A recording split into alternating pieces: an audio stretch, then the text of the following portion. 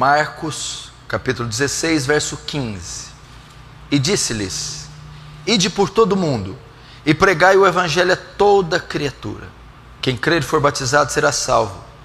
Quem, porém, não crer será condenado.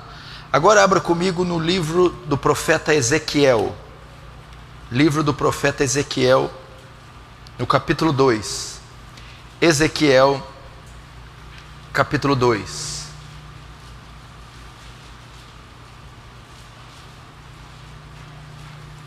Livro do profeta Ezequiel, no capítulo de número 2.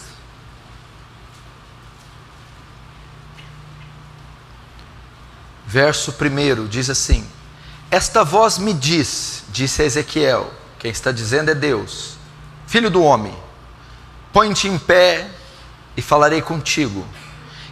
Então entrou em mim o Espírito, quando falava comigo, e me pôs em pé, e ouvi o que me falava, e me disse: filho do homem, eu te envio aos filhos de Israel, as nações rebeldes, que se insurgiram contra mim. Eles e seus pais prevaricaram contra mim, até precisamente o dia de hoje. Os filhos são de duro semblante e obstinados de coração. Eu te envio a eles, e lhes dirá: assim diz o Senhor Deus. Eles quer ouçam, quer deixem de ouvir, porque são casa rebelde, hão de saber que esteve no meio deles um profeta. Tu, ó filho do homem, não os temais, não os temas, nem temas as suas palavras, ainda que haja sarças e espinhos para contigo, e tu habite entre escorpiões. Não temas as suas palavras, nem te assuste com o rosto deles, porque são casa rebelde. Mas tu lhes dirás: as minhas palavras, quer ouçam, quer deixem de ouvir, pois são rebeldes. Vamos fechar os olhos, vamos orar mais uma vez. Querido Deus, Santíssimo Deus, nos dirigimos a Ti em oração e pedimos a Sua graça gloriosa, abundante, sendo despejada sobre nós. Deus, nós necessitamos de demonstração de poder e do Espírito Santo, para que haja eficácia a exposição da Tua palavra. Ajuda-nos nas nossas fraquezas, usa de misericórdia conosco, pois não merecemos dádiva alguma da Sua parte. Somos pecadores, Senhor, falhos, trôpegos, coxos. Auxilia-nos e seremos auxiliados. Salva-nos e seremos salvos. Edifica-nos e seremos edificados, Senhor. Receba a glória para si. Faz Teu reino avançar. E mais uma vez eu te peço, através do sermão, conforma-nos à imagem do Seu Filho. Em o nome de Jesus. Amém.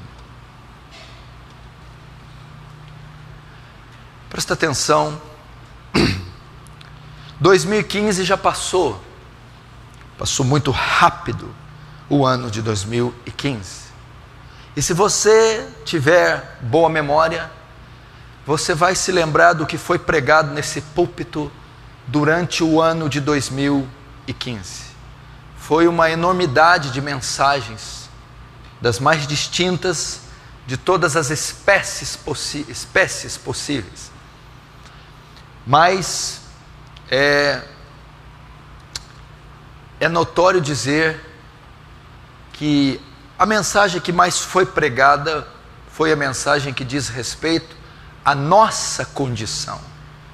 Foram mensagens apocalípticas, proféticas, a respeito do retorno de Jesus, da segunda vinda, da volta do Senhor. E essas mensagens tinham como propósito, como viés, nos preparar. Mensagens de alerta para a igreja, para o povo de Deus. Mensagens de conserto, de exortação, de advertência, de correção, chamando o povo de Deus para o arrependimento, para uma vida mais plena com o Senhor. E eram mensagens proféticas acerca do que estava por vir. A volta de Jesus, a ira de Deus, o Apocalipse, a consumação dos séculos. E sabendo que o fim se aproxima, que Jesus retornaria e retornará, a mensagem é para que a igreja se preparasse, para que nós cuidássemos de nós, preocupássemos com nossas vidas, nossas famílias, nossas almas.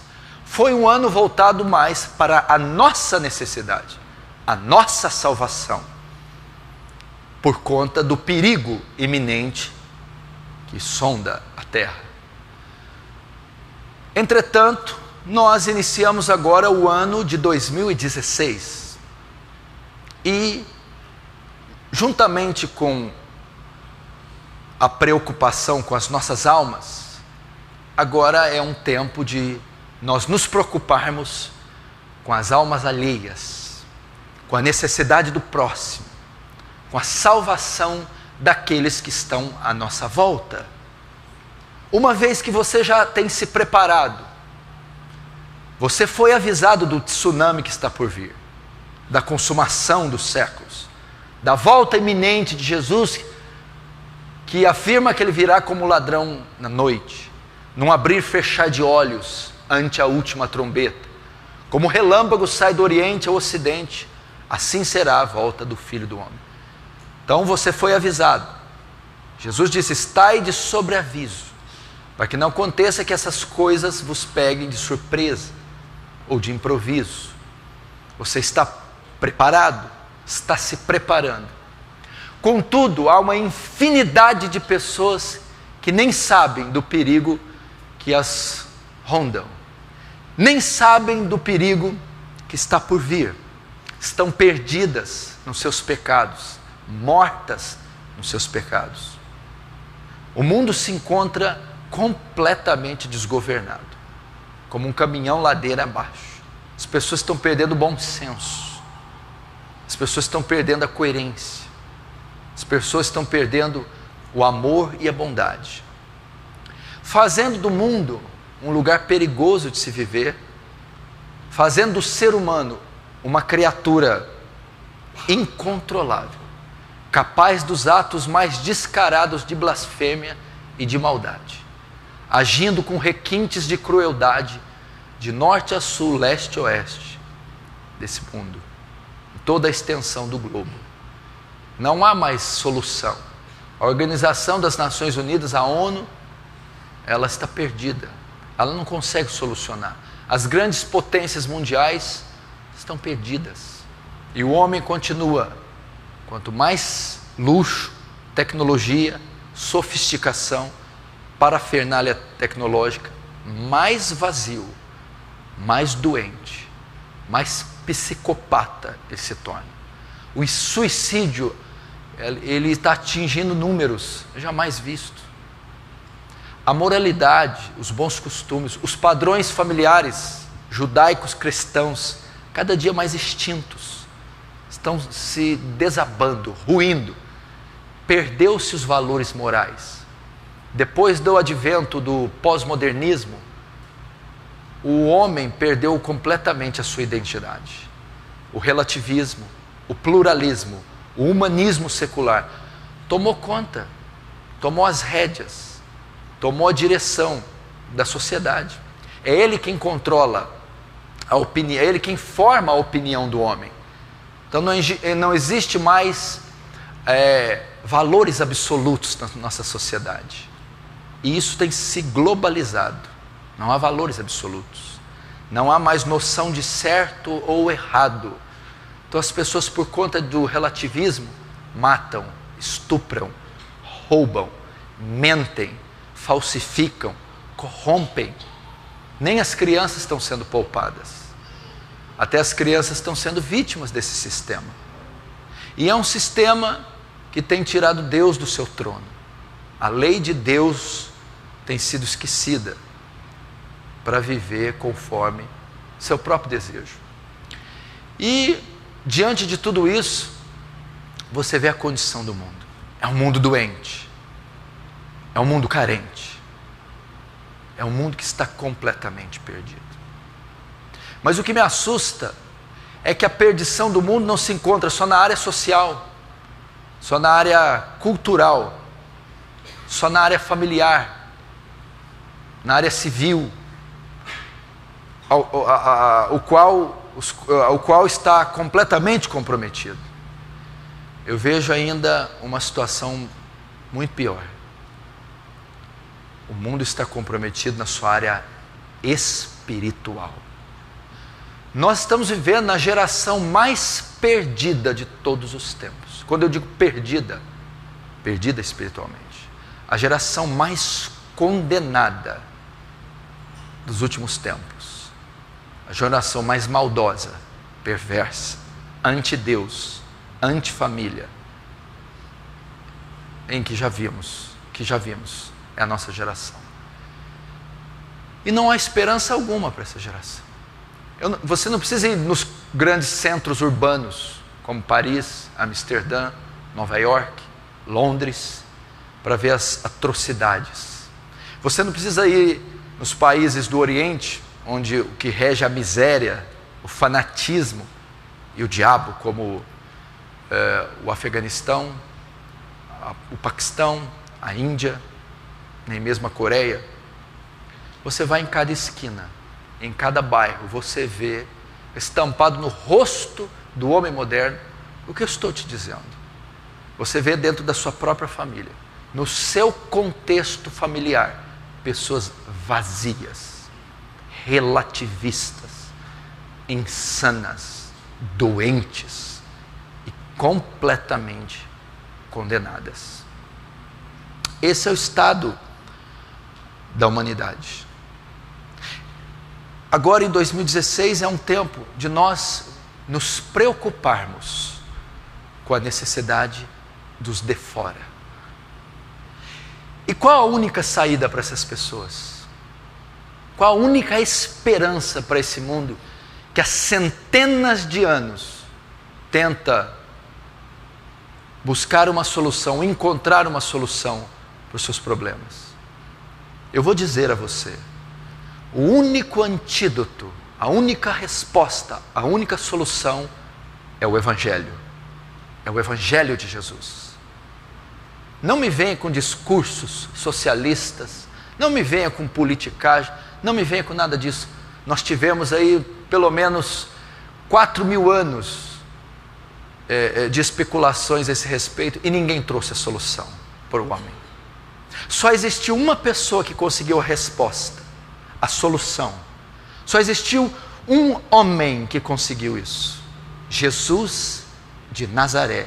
Porque o problema do homem não se encontra na forma de governo, monarquia, não encontra na forma republicana, monárquica, não encontra na democracia, na ciência. O problema do homem não se encontra na sua condição geográfica, social, nem cultural. Podem se fazer leis e pode mudar o que for. O problema do homem se encontra no seu coração corrupto, mau, perverso. A palavra hebraica para o pecado chama hamartia, significa errar o alvo ou perda da marca. O problema do homem é hamartia, ele errou o alvo, ele saiu do plano original, ele perdeu a marca, ele se desviou do curso ao qual Deus tinha imposto para ele. E a única solução é ele voltar para o alvo, voltar para o caminho. A única solução do homem é sanar o pecado, aquilo que o tirou da marca, que o tirou a marca, que o tirou do alvo. E a única pessoa que pode fazer isso é Jesus de Nazaré. O único antídoto para o mundo é o Evangelho, é a boa notícia. Olha, a boa notícia consiste em dizer o quê? Que todas as nações, povos, culturas e etnias perderam a marca, erraram o alvo, saíram do caminho. E há uma mensagem que coloca eles de volta no caminho. Essa mensagem é o Evangelho de Jesus. Por isso, a ordem de Jesus da grande comissão. A ordem de Jesus de pregar o Evangelho a toda criatura da terra, para que essas pessoas tivessem a chance de serem salvas. E eu vou dizer qual é a única instituição que possui esse antídoto. Não são as universidades. Não está em Harvard, Yale, Princeton, Cambridge, Oxford. Não está na Casa Branca. Não está na ONU. Não está nas ciências. Não está com as religiões. A única instituição que possui o antídoto é a Igreja de Cristo. Sou eu e é você. Somos os únicos portadores da mensagem salvadora, do antídoto. Eu e você. E nós precisamos nos compadecer da situação mundial, global. Nós precisamos nos compadecer. Você não vai solucionar problema algum fazendo obras de caridade em todo o globo terrestre. Você não vai solucionar problema algum lutando contra a PLC 122 ou querendo implantar qualquer radicalismo humano. Você não vai solucionar pleiteando nada. Não adianta nenhum movimento nas ruas. Não adianta nenhuma lei ser aprovada. Isso não vai solucionar o problema do homem. Aprove a Deus salvar o homem pela loucura da pregação. É só a loucura da pregação do Evangelho. É só levar Cristo às pessoas. O evangelismo consiste em quê? Vocês se lembram dos irmãos André e Pedro? Um levou o outro até Jesus. O evangelismo consiste em levar pessoas até Jesus. Essa é a única solução. E nós devemos abrir mão da nossa autopreservação, do nosso egoísmo, do nosso egocentrismo e ir até essas pessoas e levar o Evangelho. Você já está salvo. Eu tenho segurança que a maioria aqui está salva, segura. Você achou um porto seguro. Você achou uma base, uma rocha na qual alicerçar a tua vida. Você encontrou a justiça de Deus em Cristo. Foi remido pelo sangue de Jesus. Seu nome está escrito no livro da vida. Mas existem milhões, multidões incontáveis, que nem sequer ouviram o nome dele uma vez sequer. Nenhuma. Que nunca leram um livro da Bíblia, um capítulo, um versículo sequer da Bíblia. Que não tem a menor noção da condição perdida que eles se encontram. O nosso chamado é para cumprir a tarefa da grande comissão. Nós não precisamos de mais ideologias, filosofias, especulações doutrinárias teológicas que atrofiam e deixam a igreja na inércia. Aliás, nós não precisamos de mais teólogos, livros e conferências. Precisamos de missionários, evangelistas, homens que saiam às ruas, os becos, as favelas, aos vilarejos, às nações, aos continentes, para proclamar a única mensagem salvadora, o Evangelho de Cristo.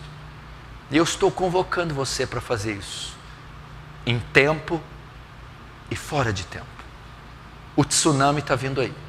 Aquele tsunami levou 288 mil pessoas, oficialmente. Foi o número dito. O pastor Ricardo Gutierrez, que esteve aqui falando do Afeganistão, disse que aquele número é mentiroso. Ele esteve lá 3 dias após a tragédia.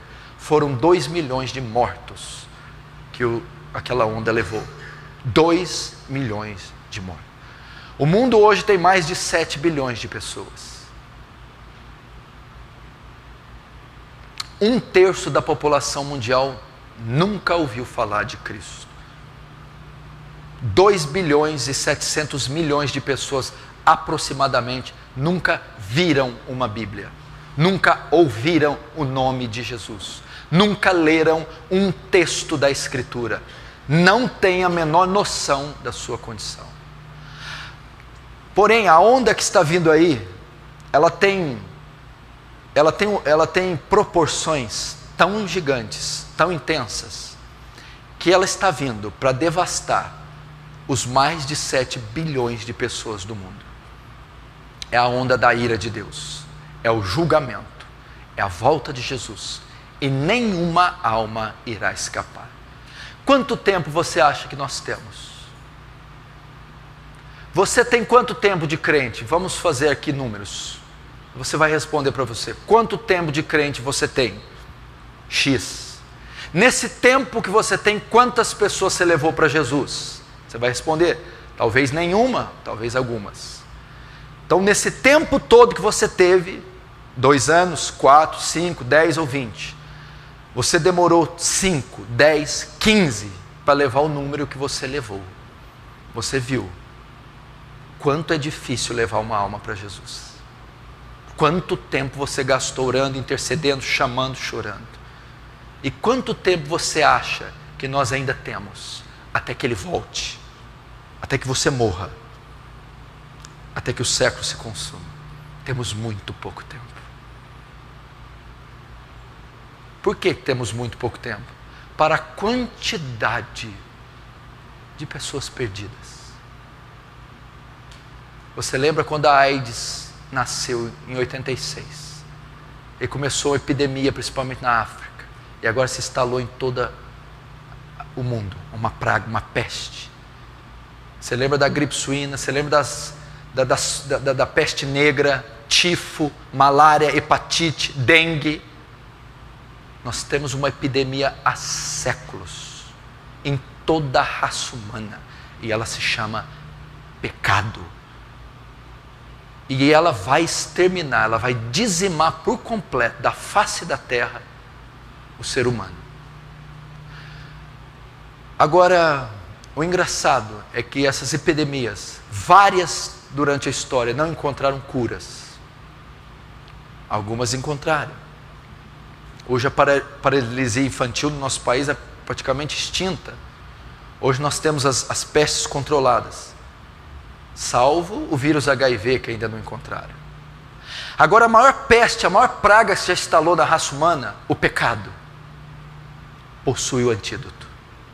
O antídoto é gratuito, o antídoto é inesgotável, o antídoto é encontrado a qualquer hora, em qualquer lugar. E o antídoto está nas suas mãos, nas suas mãos, nas suas mãos. Ele é o glorioso, santíssimo Evangelho de Cristo, nas suas mãos.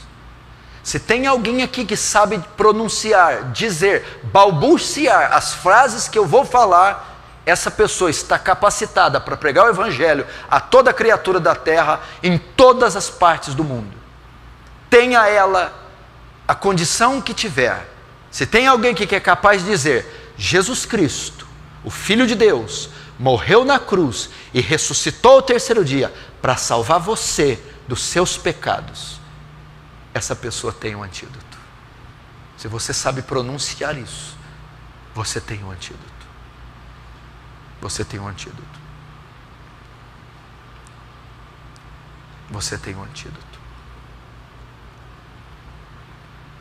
E nós precisamos levar o antídoto. Nós somos uma geração mimada, eu não canso de dizer isso. Nós temos luxo, conforto. O que eu fico pensando é na nossa autopreservação. Até os missionários hoje, as bases missionárias, são luxo, conforto. Você pode escolher como você pode servir. Não. Nós não podemos escolher. Paulo disse a Timóteo, instes, em tempo e fora de tempo, quer oportuno, quer não, testemunhe. Os sinais que uma igreja está sofrendo um avivamento, sabe quais são? Dos tantos que eu falei, um desejo de levar a mensagem de Cristo aos 4 cantos da terra, um desejo de testemunhar de Cristo, seja a quem for. É impossível, quando a igreja está passando por um avivamento, ela furtar o pecador da mensagem salvífica. É impossível se calar quando o Espírito Santo está sendo derramado em alta medida numa congregação. As pessoas alvoroçam as ruas, as esquinas, os hospitais, os asilos, as casas de recuperações, para testemunhar da fé em Cristo, seu avivamento, paixão pelas almas. Agora o que nós estamos fazendo? Nós precisamos fazer como eu ilustro aqui, aquele salva-vidas.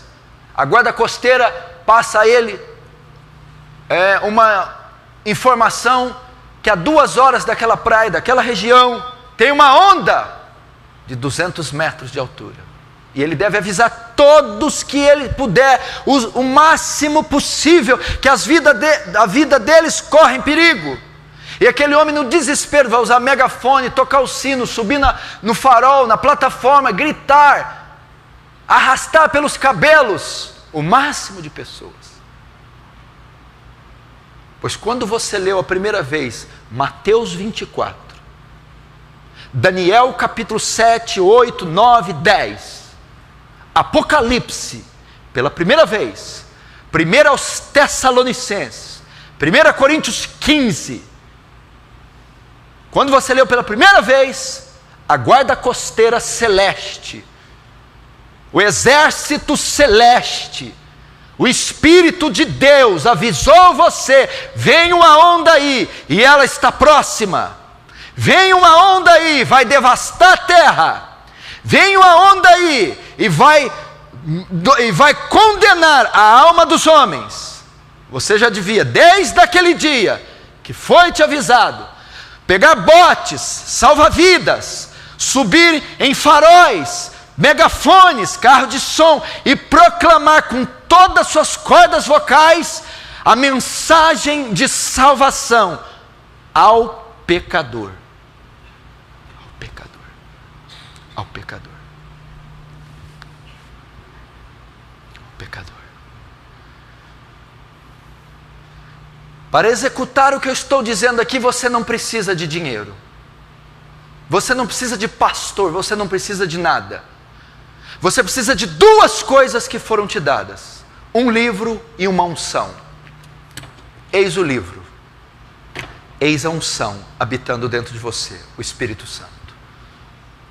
Você não precisa de recursos alguns, pois os primeiros grandes missionários da igreja de Atos não possuíram. Eram donas de casa, eram camponeses, eram pescadores, iletrados, analfabetos. Eles simplesmente diziam: eu não posso deixar de anunciar o que nós vimos e ouvimos. Só isso, é o que Pedro falou. O que vimos e ouvimos. O que eles viram e ouviram? O Cristo encarnado, a mensagem salvadora, a cruz, a tumba vazia, a ressurreição. Isso é o Evangelho. E nós precisamos parar com a nossa autopreservação. Nós testemunhamos muito pouco. Você tem um antídoto. Pense agora naqueles que estão próximos de você. Pense na sua mãe agora. Pense no seu pai, nos seus irmãos de sangue. Pense nos seus filhos, pense na sua avó, avós, primos, tios, na árvore genealógica, na multidão de familiares seus que são blasfemos, ímpios. Você pode ir aos velórios deles ainda esse ano. Como vai ser? Não furte a eles a mensagem do Evangelho. Deixe o financiamento de carro para lá, a compra da casa para lá.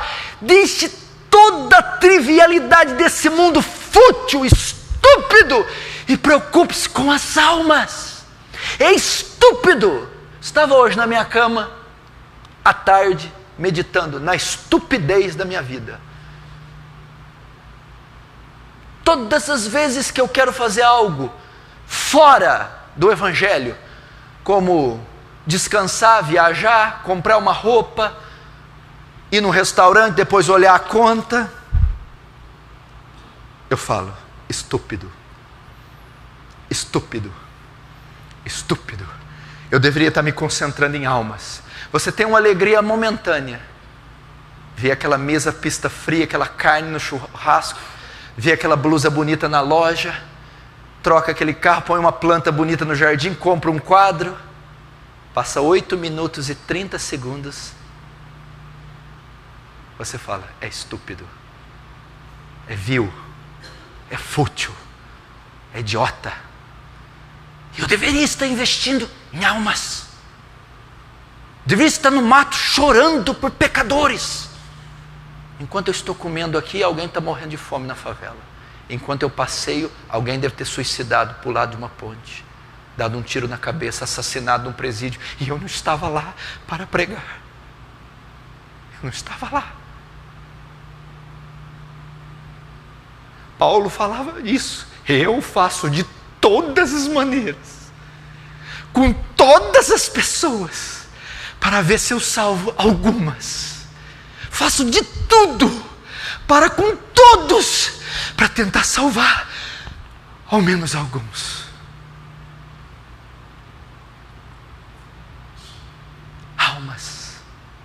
Almas. 2016, 2015, pode dizer, foi o ano da esterilidade. Ninguém veio a Cristo. Foi o ano da preocupação pessoal. Eu, mim, comigo, minha dor, meu problema. Deixa eu dizer aqui, que dor que você tem? Que espécie de dor que você tem? Que conversa fiada é essa? Você tem o Evangelho. Você tem o Espírito Santo de Deus. Você tem o Santo Livro. E você vem me dizer que você tem problema? Você passou da morte para a vida. Seu pecado foi cancelado. Você de inimigo de Deus passou a ser filho. Como você pode se preocupar tanto com você? Você tem problema? Que problema você tem? O sangue de Jesus está sobre a sua casa. Os anjos do Senhor estão acampados ao seu redor. A sua oração é respondida. Problema? Não. A Arábia Saudita está com problema. O Paquistão está com problema. O Afeganistão. A França está com problema. A Índia está com problema. A Rússia. Seu patrão está com problema. Sua tia, seu filho, seu pai. Você não tem problema nenhum. O seu problema foi resolvido lá na cruz. A sua escrita de dívida foi cravada lá e está pago, tetelestai, está consumado. Você não tem problema algum. Você tem capricho. É o que você tem. Capricho. Capricho. É ter uma vidinha melhor ou pior. É só isso. A questão não é a vida melhor ou pior. A questão é a eternidade no lago de fogo ou nos céus. E você, por conta do capricho, está deixando essas almas ir para o inferno. Mal resolvido. O que nós estamos fazendo? Uma das maiores características de uma igreja bíblica é que se essa igreja é missionária ou não. É uma igreja evangelística. Eu nunca conheci uma igreja com essa qualidade. Nunca conheci uma igreja com essa qualidade. Louvores, a disciplina, a doutrina. Mas há 12 anos atrás, nas igrejolinhas que eu congregava, fraquinhas, não existia um sábado que terminava o culto, as pessoas não iam às ruas evangelizar. Culto de sábado. Lá na Avenida Presidente Vargas, ia do supermercado de São Paulo até o cruzamento com a Brasil, ia na Brasil até a altura da Minas Gerais, onde está a Igreja Presbiteriana Filadélfia, evangelizando quem é que estivesse no caminho. Nós encontrávamos bêbados, prostitutas, drogados, católicos, testemunhas de Jeová. Eu tinha uma Bíblia, linguagem de hoje, com a foto escrita: o mais importante é o amor. Era distribuída para os novos convertidos. E um pai com um filhinho no pescoço, eu me lembro como se fosse hoje. Quem disse que eu sabia o que era soteriologia, escatologia? teologia dogmática, exegese, hermenêutica. Eu nunca vi falar isso. Não existia internet, pregação, ninguém conhecia nada. Eu só conhecia João 3,16 e sabia que Jesus Cristo morreu para me salvar dos meus pecados na cruz do Calvário. E nós saímos a dizer isto às pessoas todos os sábados, nos ônibus, testificando. Não existia um jovem naquela época que andava sem um folheto no bolso, evangelístico. Hoje não, nós temos que ficar no WhatsApp. A reunião das irmãs, a conversa das irmãs calvarianas, receita de bolo, cabelo, chapinha. Hã? Os tititis mas são calvarianas. Não são imorais, são puras, sabe? Mas vamos trocar trivialidades puras, trivialidades morais, futilidades santas. Olha que coisa boa, que nome. Vamos ficar fazendo futilidades santas, não pecaminosas.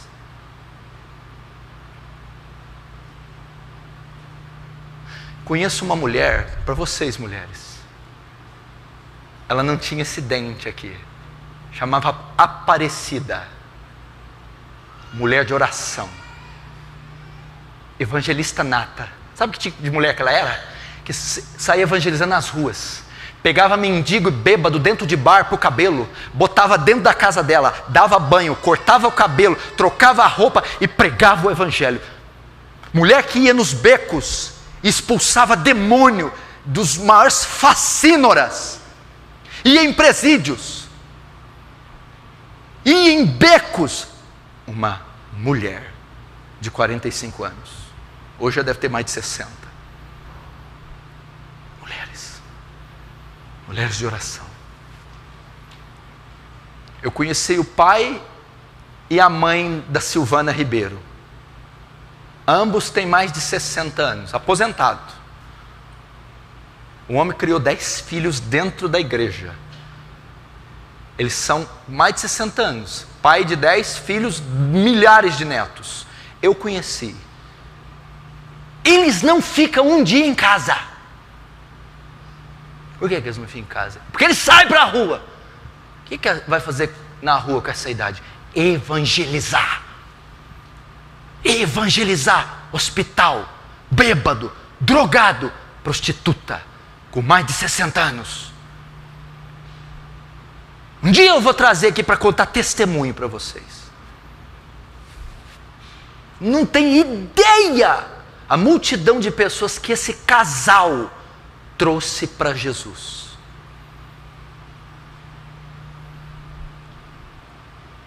É a única solução que o mundo tem.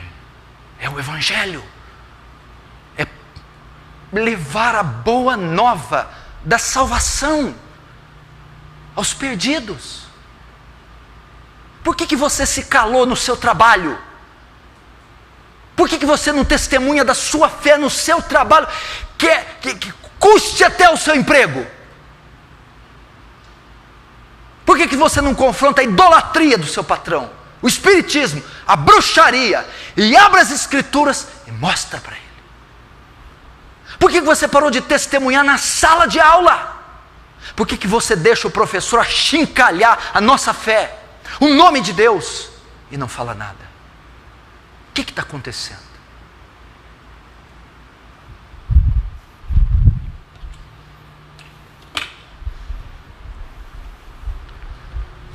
O que está acontecendo? Por que você não usa seus recursos para avançar o Evangelho?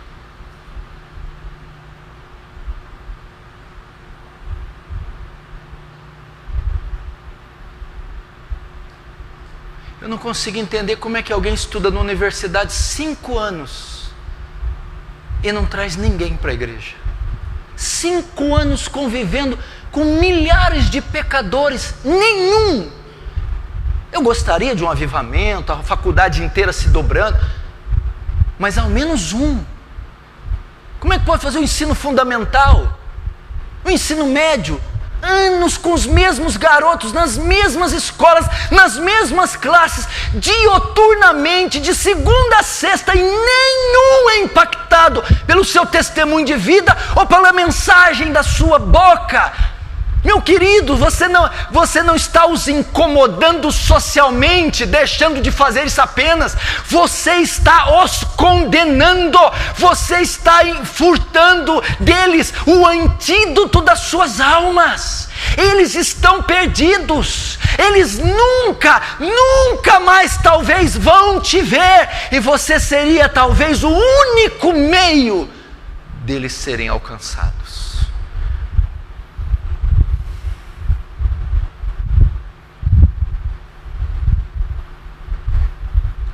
O Evangelho.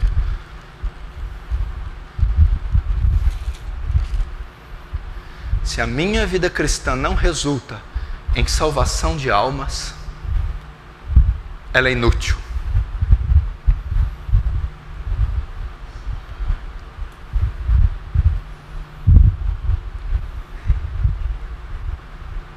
E há de ser que todo aquele que invocar o nome do Senhor será salvo.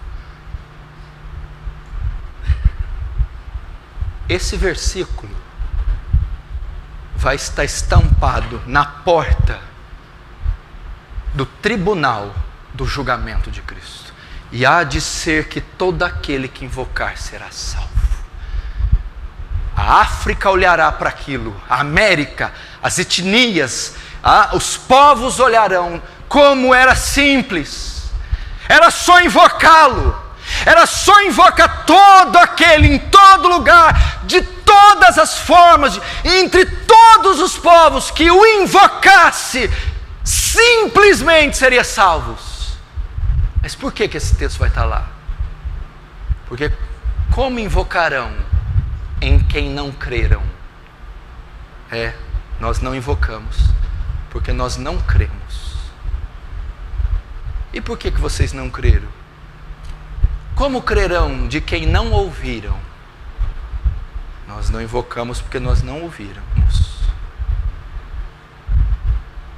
E por que vocês não ouviram?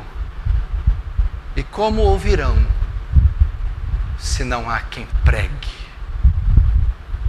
Foi porque ninguém pregou para nós. Então nós não ouvimos. Então nós não cremos, então nós não invocamos.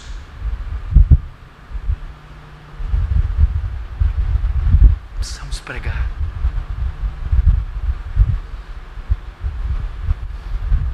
Precisamos pregar. Precisamos gastar tempo com pecadores. Eu falei ali para os pastores, para o pastor Danilo, para o pastor Ivan que está conosco de São Paulo.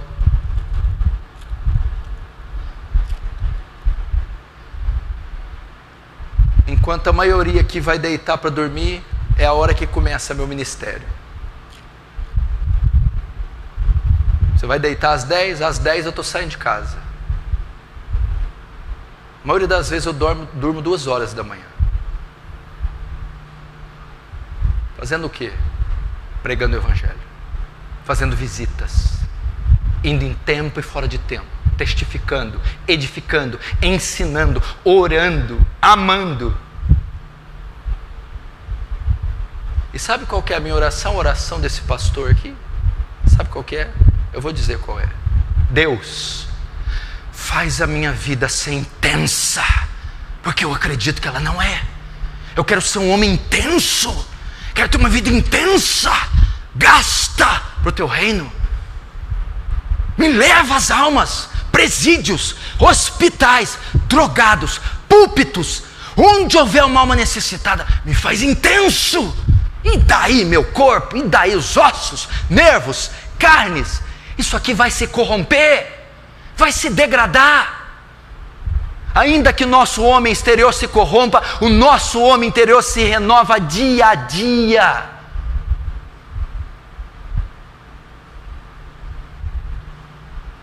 Mas tem que resultar em pecadores, em salvação de pecadores. Meu irmão, Você está debaixo da tarefa da grande comissão. Eu vou dizer a você mais uma vez esse texto. Se eu digo ao pecador que ele vai morrer, e você sabendo disso, não o adverte, ele morrerá pelo seu pecado. Mas o sangue dele demandarei da tua mão naquele dia.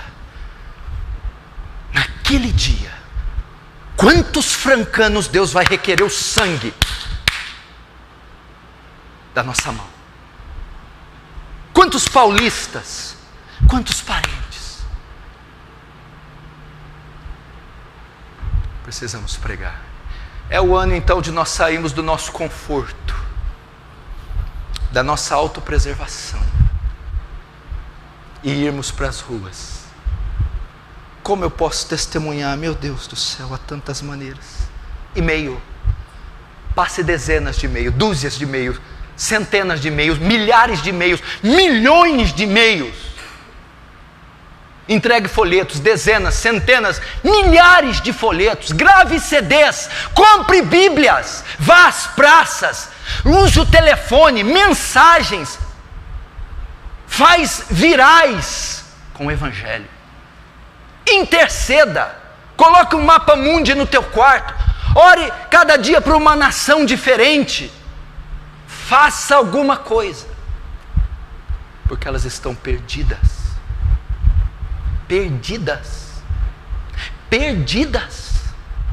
e só você tem a salvação.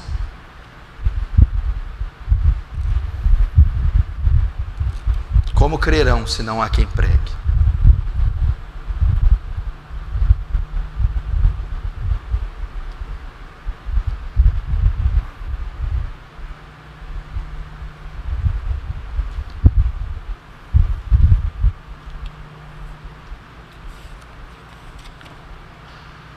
O próprio texto que eu ia pregar de Ezequiel fala uma coisa essencial, e é a única coisa que eu vou falar para você pedir, a única. Capítulo 2 diz: Filho do homem, põe-te em pé, que eu falarei contigo. Então o Espírito do Senhor entrou em mim e me colocou de pé. Presta atenção, aqui está registrando a chamada de Ezequiel. Ezequiel tem as visões da glória de Deus no capítulo 1. No capítulo 2 ele é chamado para ir até Judá e profetizar, pregar, ministrar. Mas antes do chamado se concluir, Deus enche a Ezequiel do seu espírito. Deus não nos pede nada, não nos obriga a nada, sem que Ele nos capacite primeiro. Ezequiel, eu sei que a sua tarefa é dura, é árdua, é muito difícil, você não tem recursos para fazê-la, você vai ser estilhaçado, devorado. Para isso, eu vou capacitar você, vou encher você do meu espírito. A mesma coisa. Antes dos discípulos começarem a tarefa da grande comissão, cumprirem o ID, Jesus declarou 2 vezes: ficai na cidade de Jerusalém, primeiro, até que do alto sejais revestidos de poder. Atos capítulo 1, a última aparição do Cristo glorificado, verso 8, ele está subindo aos céus, ele diz para a multidão de quase 500 pessoas, ele diz assim: e recebereis poder, e ser-me-eis minhas testemunhas, em Jerusalém, Judeia, Samaria, até os confins da terra.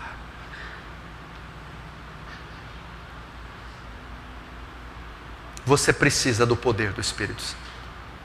É por essa razão que nós não temos interesse nenhum na perdição dos outros. É por essa razão que nós não temos paixão pelas almas. Você vê se nós vamos ter paixão para alguém? Somos filhos de Adão, odiosos, raivosos, egoístas, egocêntricos. Esse amor nós mal possuímos pelos nossos filhos e esposas. ter esse amor por facínoras, assassinos, seres truculentos. Só Deus tem esse amor. É o amor agape, é o amor que só Deus tem. E a única forma de termos esse amor é o Deus de amor habitando em nós, o Espírito Santo. Então o Espírito Santo que nos impulsiona a ter paixão pelas almas, se compadecer do estado de perdição de gregos e troianos. É o Espírito de Deus que traz paixão. Como que um homem de 25 anos pode subir no sótão da casa e soluçar por índios? E soluçar, gemer e sair com a cara inchada e olhos inchados pelos índios? David Brainerd. Se não pelo Espírito Santo. Como pode um homem, William Carey, sair da Inglaterra com a família para padecer na Índia fome, escárnio, penúria por um bando de hindus incrédulos? Como ele pode amar aquele povo sujo, imundo, idólatra, senão que o Deus de amor habita nele? Como Hudson Taylor pode passar aquelas penúrias, perder 2 filhos e a esposa? 2 filhos foram mortos na China, a própria esposa, e ele continuar, sofrer uma queda, fraturar a coluna, ficar sem andar e ainda assim não desistir da China, senão o Deus de amor no seu coração.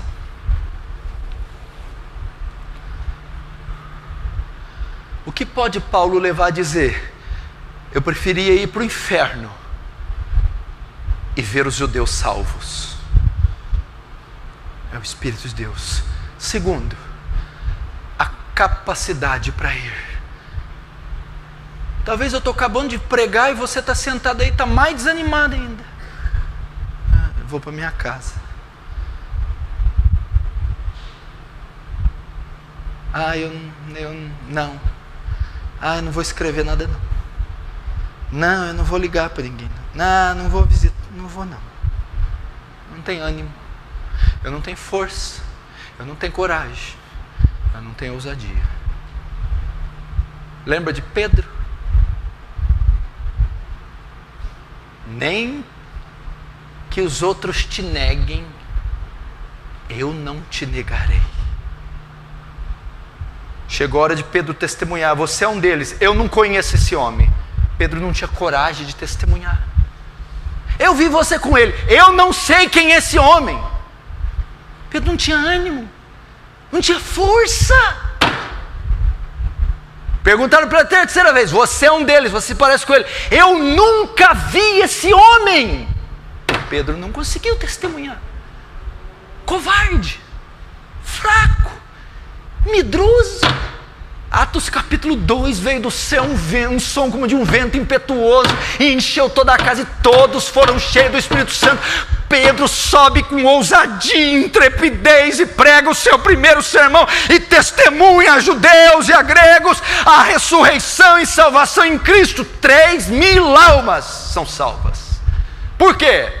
Porque o Espírito Santo é que dá ousadia, intrepidez, coragem, energia, impulso, impacto em qualquer moribundo. O Espírito Santo. Você precisa dele. É ele que me faz saltar dos bancos. É ele que me tira toda a timidez, toda a vergonha e me faz testemunhar. Ele não tinha ânimo. Terceiro, é o Espírito Santo que nos dá persuasão. Irmãos, varões israelitas, esses homens não estão cheios de mosto como vós pensais, porque essa é a hora 9ª do dia, mas é a promessa que se cumpre, e nos últimos dias há de ser que derramarei do meu Espírito sobre toda a carne. Persuasão, a Bíblia diz, e compungindo o coração da multidão, perguntaram: o que faremos? Foram persuadidos, convencidos, confrontados, a sua doutrina desabou, suas convicções vieram ao chão, e eles disseram: que faremos?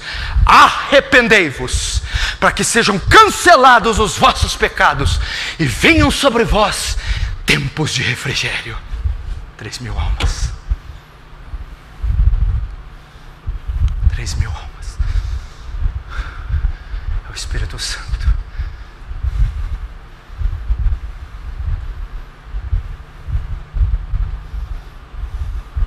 É o Espírito Santo.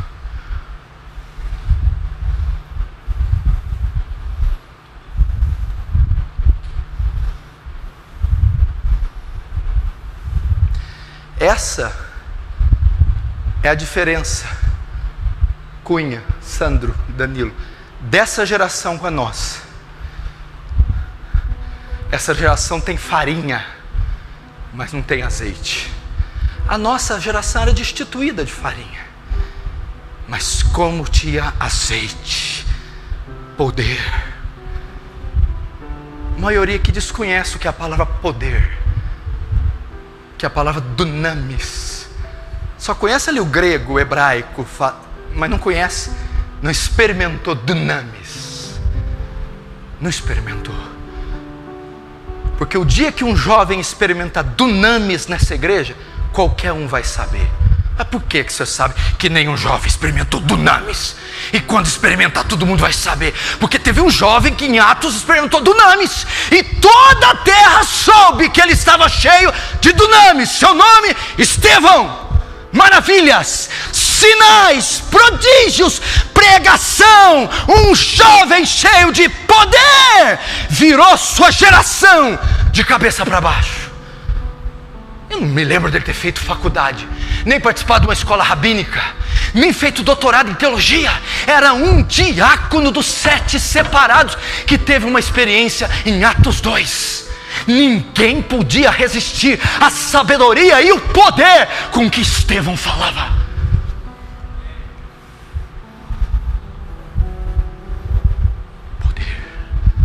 Poder para testificar. Mas presta atenção, eu não vou pregar porque eu vou pregar. Eu não vou pregar porque, meu Deus, até o evangelismo é relativizado, é engessado, litúrgico, religioso. Não, eu vou pregar porque Deus, vendo a multidão, se compadeceu dela.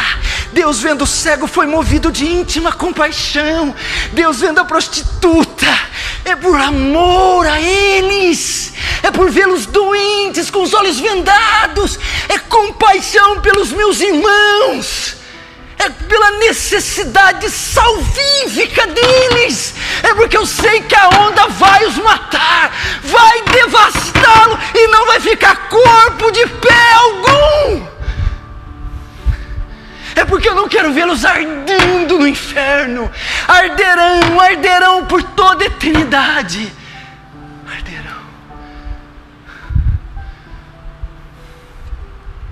Você deve ler aquele livro Paixão pelas Almas. Quem tem, lê ele imediatamente. Começa a ler ele agora. Quem não tem, vai comprar esse livro, custa R$10. Paixão pelas Almas, do Oswald Smith. Nós não sabemos nada de alma. Nada. Olha os temas dos capítulos desse livro: parto da alma, convicção do pecado, poder do alto. Os temas do livro.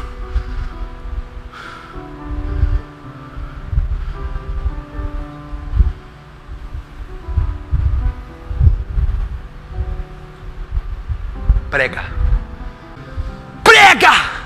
Vai na praça de alimentação, no shopping, prega. Você um dia já não ficou naquela praça e ficou com a menina em pecados? Agora, para compensar, vai lá no meio e prega o evangelho. Prega o evangelho. Vai no terminal, prega. Entra dentro de um ônibus lotado, a maior distância que ele percorrer, prega. Pega o telefone, consome os créditos, prega. Pega o WhatsApp, não é por internet, manda pregações, textos, versículos, escreve um tratado evangelístico e passa para milhares de pessoas. Prega.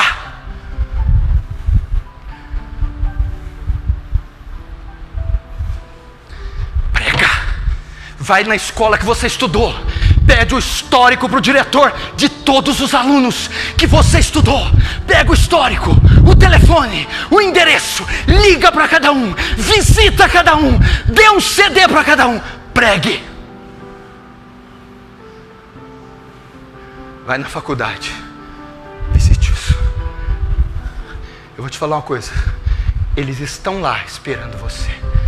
Eles estão lá sentados agora, na frente de um televisor, só esperando você pregar. Estão esperando você pregar. Prega. Não espere o velório deles, porque a Bíblia diz que todos comparecerão no tribunal. Nós estaremos lá. Os salvos serão julgados, mas não serão condenados. Você já imaginou? Você assistiu o julgamento da classe que você estudou inteira,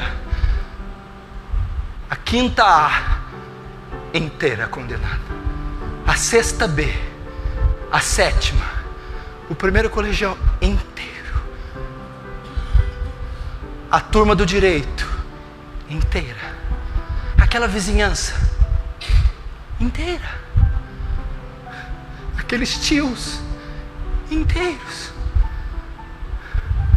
O que eu fiz? Não fiz nada. Eu não fiz nada. Não fiz nada. Nós não fizemos nada. Que geração horrorosa, nossa. Quando eu leio aqueles livros, Heróis da Fé, quando eu vejo John Wesley, Brainerd, Hudson Taylor, Adoniran Judson, David Livingstone, que vergonha. Charles Studi, que vergonha. Que lista? Quem disse que alguém aqui tem lista? Temos lista de compra, lista de desejos, temos lista de amigos no Facebook, mas não temos lista. Que lista de pecadores? O que você está falando para nós? Isso não existe. Eu estou mal cuidando da minha própria vida. Meu Deus, que vergonha, que vergonha, que vergonha. É uma vergonha. Eu não consigo me desvencilhar dessa vergonha, dessa geração. Eu não consigo. Ela é muito fútil, ela é muito idiota. Eu não consigo. É uma vergonha. Nós vamos assistir multidões. Você lembra, você estuda, vê vídeos da Segunda Guerra Mundial, as valas, o holocausto das valas. Hitler jogava multidões nas valas de judeu e fuzilavam. Nós vamos ver multidões de pecadores, Deus com seu braço varrendo como um rodo, multidões. Vamos ver mães, amigos, tios lá, e nós não fizemos nada. Você viu o filme A Lista de Schindler? No final aquele homem tira o anel, disse: esse anel, porque eu fiquei com ele valeria 2 almas, pelo menos uma ele valeria. Esse carro, porque fiquei com esse carro, valeria 10. Eu podia ter salvado 10. Eu não salvei. Eu poderia ter pregado, mas eu preferi gastar centenas de reais com pizzaria, com shopping. Eu poderia ter ido para o vale, mas fui dormir por causa da preguiça. Eu poderia ter feito tanta coisa. Eu poderia ter acertado o dia que aquele pastor veio aqui pedindo para tirar passaporte. Eu podia ter ido com ele. Eu podia ter ido e ter tido uma morte digna na trincheira pregando. Mas eu preferi o meu conforto. Ai, meu Deus do céu.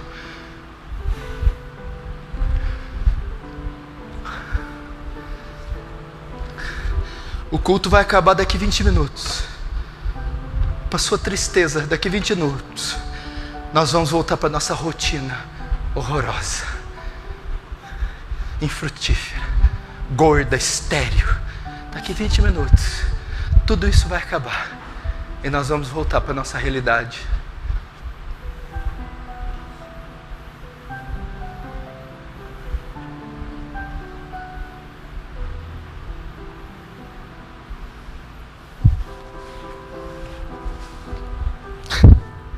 As almas, elas estão morrendo, as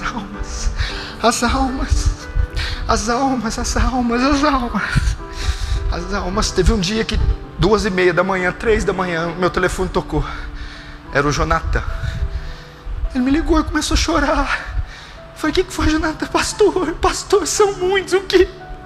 Eu fiz uma lista de pecadores. Pastor, são muitas, é gente demais. Eu não vou conseguir, pastor. 3 horas se revolvendo na cama. As almas são muitas. Eu fui notando familiares, amigos, parentes, vizinhos. São muitas. Eu não vou conseguir, são muitas. Onde está a sua lista? Onde está a sua lista de pecadores? Onde estão as almas? Você não tem nenhum problema, esqueça, você não tem nada, é mentira do diabo, é psicológico, você não tem nada, você não tem problema algum, você mora num país livre, você tem conforto, luxo, riqueza, você tem Cristo, você não tem nada. Preocupe-se com quem não tem. Esqueça, vamos lá, esqueça, faça a sua lista. Chore em cima dela, faça ela desintegrar de lágrimas, se derreter, se desfazer de lágrimas. Chore sobre ela. Diga: me dê as almas. Oh, meu irmão, o Conde Zerdorf pediu as almas na Alemanha. Oh, John Knox diz: dá minhas almas da Escócia, senão eu morro. David Brain diz: sem almas eu não posso viver. Faça como Raquel: dá-me filhos, senão eu morro.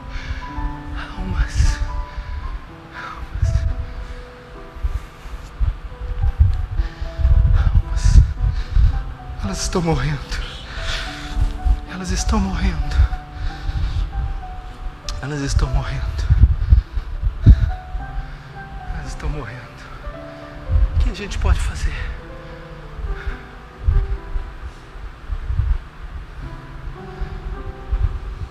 O que a gente pode fazer?